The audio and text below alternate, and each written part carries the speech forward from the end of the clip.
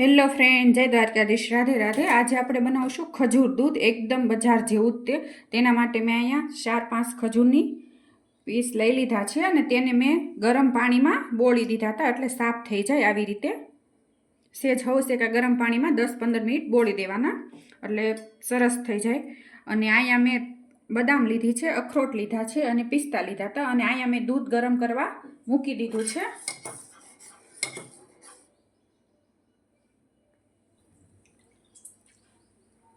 અને હવે ગરમ દૂધમાં હું આજે આપણે ખજૂર ગરમ પાણીમાં પલાળ્યો હતો તે ઉમેરી દઈશું।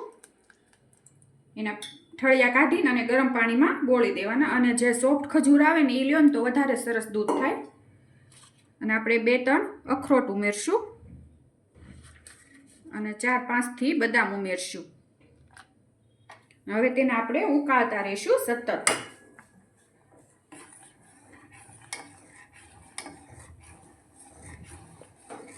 આ ખજૂર દૂધ અસર બજાર જેવું જ બનશે।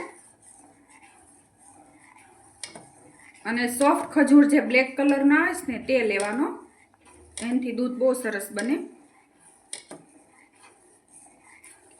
અને બદામ તમે પલાળી અને એની ઉપરની ચાલ કાઢીને પણ તમે નાખી શકો, પણ મેં સીધી દૂધમાં ઉમેરી દીધી છે, કારણ કે દૂધ ઉકળશે ને એટલે એ સીધી પલ્લી જ જશે।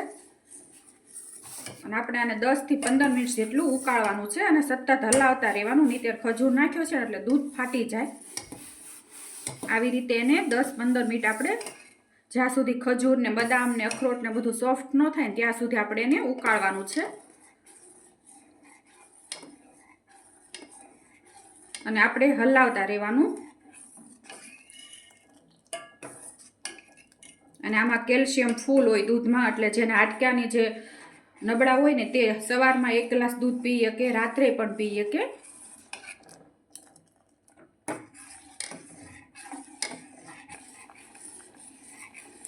અને આમાં તમે સેજ સાકર નાખી હોય ને તો એ પણ ઉમેરી શકો, પણ હું એકલા ખાલી ખજૂરના દૂધથી જ તે ગળપણ કરવાનું છે આપણે।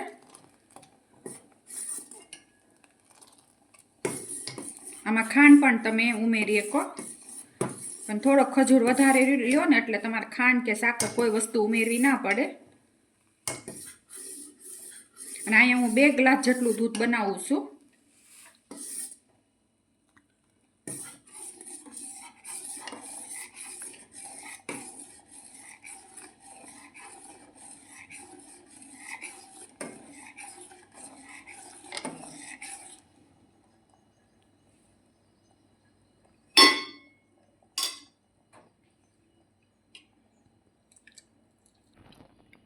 અને તમે જોવો છો આપણા દૂધનો કલર બદલાઈ ગયો છે, એટલે આ બધું એકદમ સોફ્ટ થઈ ગયું છે, બદામ ને કાજુ ના બધું।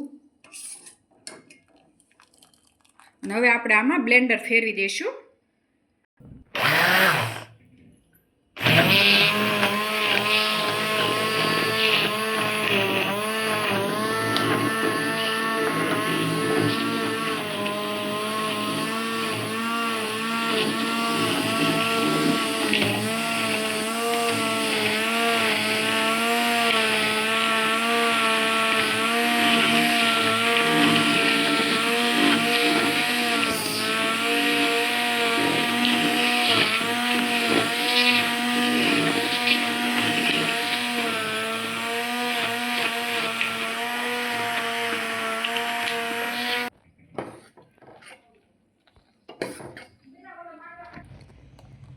જો તમે આપણું ખજૂર દૂધ સરસ બન્યું છે।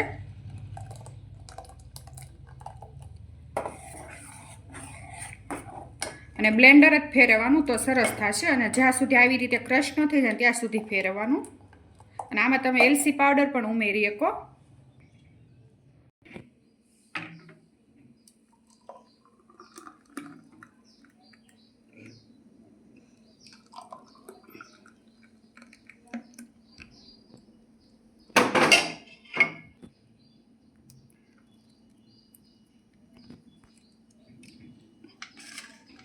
અને આ પિસ્તા ઉપરથી ઉમેરી દઈશું। અને આપણું ખજૂર દૂધ તૈયાર છે। મારી આ ખજૂર દૂધની રેસીપી તમને ગમી હોય તો લાઈક કરજો, શેર કરજો અને સબસ્ક્રાઈબ કરજો।